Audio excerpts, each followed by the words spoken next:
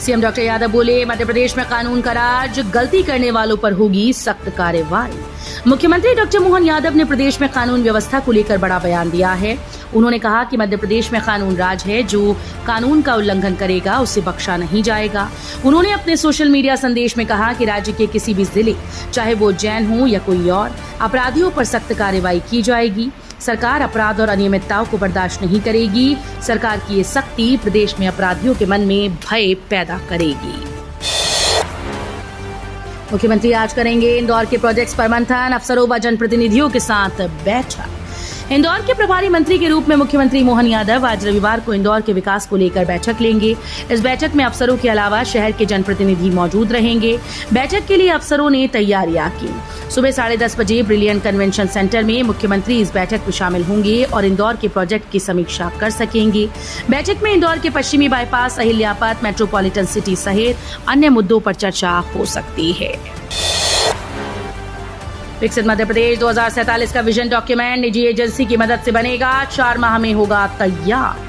मध्य प्रदेश सरकार ने विकसित मध्य प्रदेश 2047 विजन डॉक्यूमेंट तैयार करने के लिए एक निजी एजेंसी का चयन किया है, जो अगले 4 महीनों में इसे अंतिम रूप देगी। इस डॉक्यूमेंट में राज्य के सभी विभागों को 8 प्रमुख सेक्टर्स, कृषि, उद्योग, सेवाएं, सरकार, शिक्षा, स्किल, स्वास्थ्य, पर्यावरण, संसाधन और वित्त में विभाजित किया गया। हर विभाग में अपने अपने सेक्टर के लिए विशेषज्ञों की मदद से ड्राफ्ट तैयार किया है, जिसमें भविष्य में उनकी भूमिका और प्रदेश की अर्थव्यवस्था में योगदान की रूपरेखा तैयार की गई। 2 साल में तैयार होगा महाकाल रोपवे, अक्टूबर महीने से शुरू होगा काम। श्री महाकाल रोपवे प्रोजेक्ट का काम 1 महीने के बाद अक्टूबर से शुरू हो जाएगा। इस प्रोजेक्ट को पूरा करने की अवधि 2 साल यानी अक्टूबर 2026 निर्धारित की गई। महाकाल रोपवे रेलवे स्टेशन से त्रिवेणी संग्रहालय होते हुए गणेश कॉलोनी तक बनाया जाएगा, जिसकी कुल लंबाई 1.76 किलोमीटर होगी।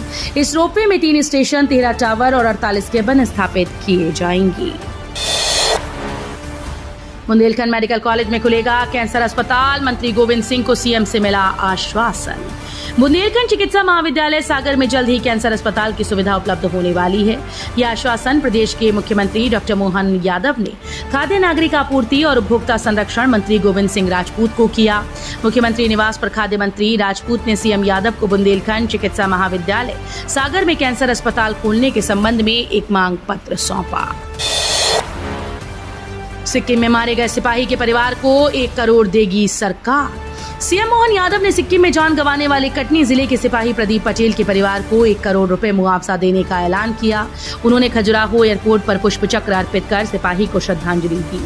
बता दें कि 5 सितंबर को सिक्किम के पाक्योंग जिले में जवानों को ले जा रहा एक वाहन दुर्घटनाग्रस्त हो गया था। केंद्र सरकार से मंजूरी मिली, 37 करोड़ से खरीदी जाएगी फॉरेंसिक मोबाइल यूनिट। हाईकोर्ट की ग्वालियर खंडपीठ में हाईकोर्ट की पहल पर चलाई जा रही नशा तस्करी को जड़ से खत्म करने की मुहिम में एक याचिका पर सुनवाई हुई।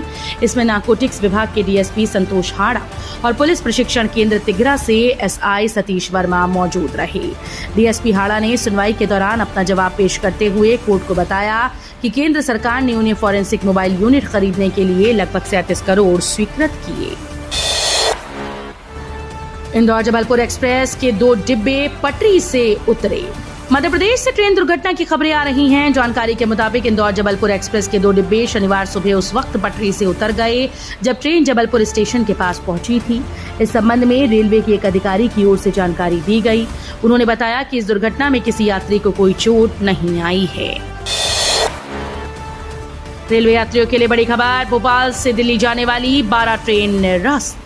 भोपाल रेल मंडल ने महाकौशल सहित दिल्ली रूट की कई ट्रेन को निरस्त और डायवर्ट किया। बता दें कि दिल्ली जाने वाली महाकौशल, संपर्क क्रांति एक्सप्रेस सहित अनेक ट्रेन को एक बार फिर से निरस्त और डायवर्ट किया गया है।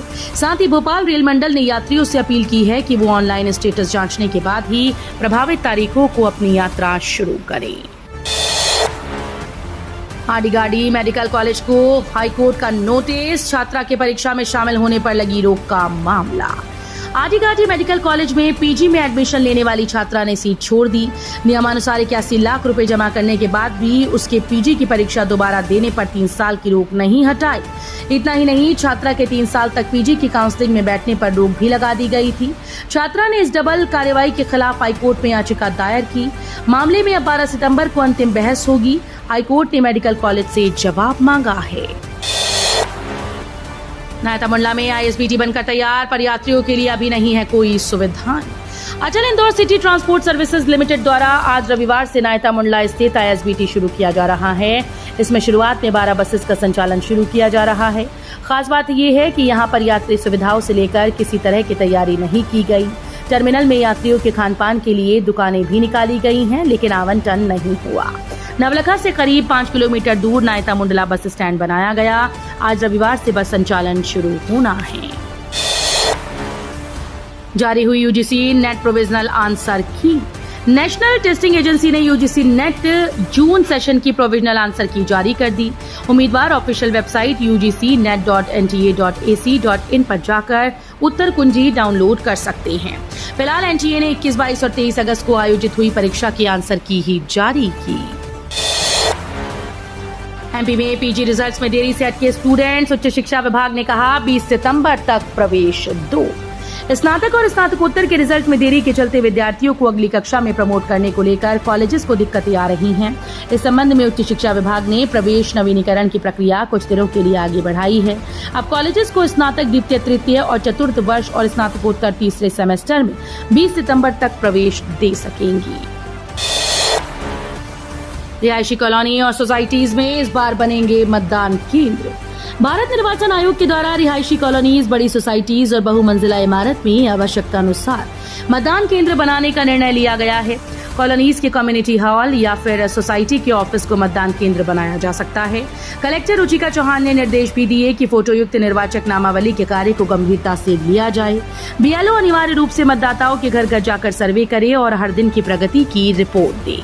मतदाता सूची में किसी भी मृत व्यक्ति का नाम न हो, ये सुनिश्चित करे। इंदौर एयरपोर्ट पर चेहरा ही आपकी पहचान होगा, डिजी सेवा शुरू। इंदौर के देवी अहिल्याबाई होलकर अंतर्राष्ट्रीय एयरपोर्ट पर डिजी यात्रा की शुरुआत हुई। नागरिक उड्डयन मंत्री किंजरापू राम मोहन नायडू ने इसकी वर्चुअली शुरुआत कर दी।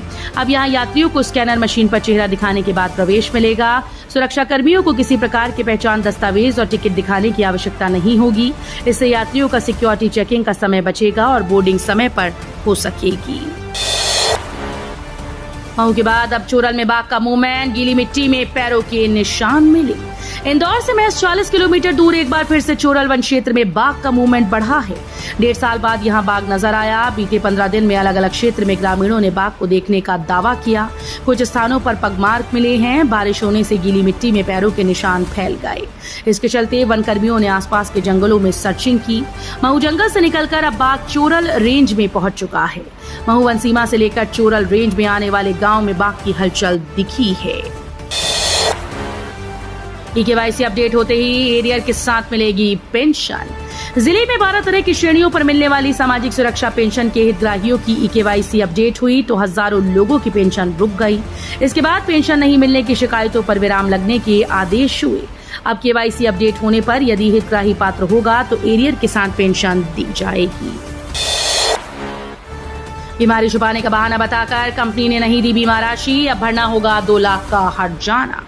एक उपभोक्ता ने अपने परिवार का स्वास्थ्य बीमा करवाया और जब परिवार का सदस्य बीमार पड़ा तो बीमा कंपनी ने इलाज में खर्च राशि देने से इनकार कर दिया।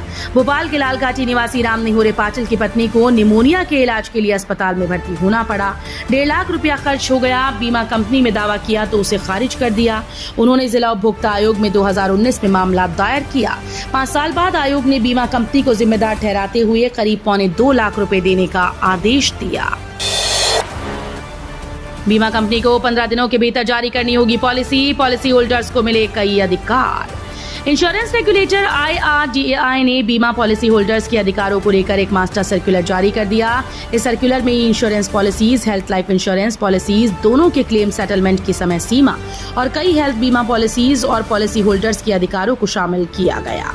बीमा कंपनी को प्रपोजल फॉर्म स्वीकार करने के 15 दिनों के भीतर पॉलिसी जारी करनी होगी। मध्य प्रदेश में अगले 48 घंटे एक्टिव रहेगा मॉनसून। पश्चिम मध्य बंगाल की खाड़ी में अति कम दबाव का क्षेत्र बन गया। मौसम विज्ञानियों के मुताबिक इस मौसम प्रणाली के रविवार को अवदाब के क्षेत्र में परिवर्तित होने की संभावना है। मॉनसून द्रोणिका भी मध्य प्रदेश से गुजर रही है। अवदाब के क्षेत्र के आगे बढ़ने की वजह से सोमवार से प्रदेश में अच्छी वर्षा का सिलसिला शुरू होने की संभावना है। बाजार में जमकर होगी खरीदारी। ऑटोमोबाइल, इलेक्ट्रॉनिक और रियल एस्टेट सेक्टर में रौनक।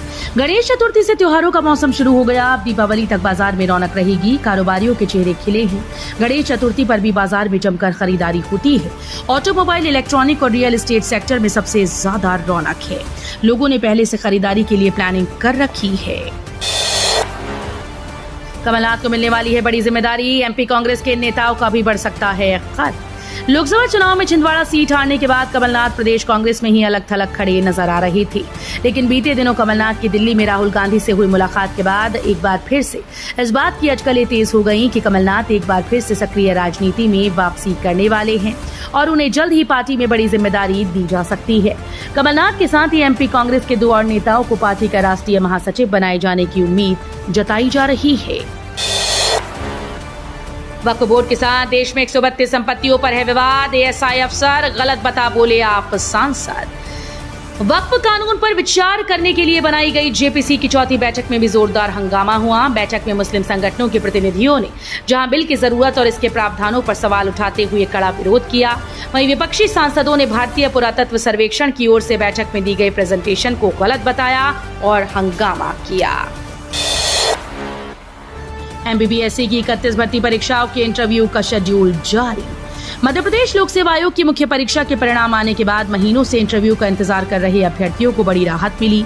एमपीपीएससी ने 31 भर्ती परीक्षा के होने वाले साक्षात्कारों का शेड्यूल जारी कर दिया।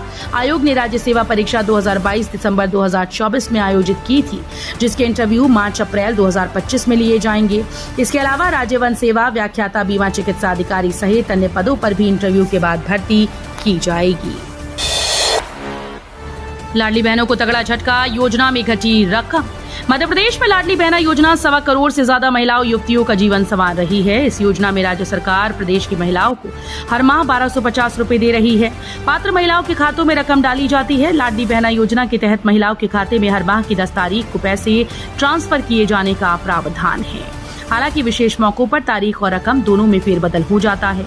खास बात यह है कि इस माह महिलाओं को पिछले माह की तुलना में कम पैसे मिलेंगे।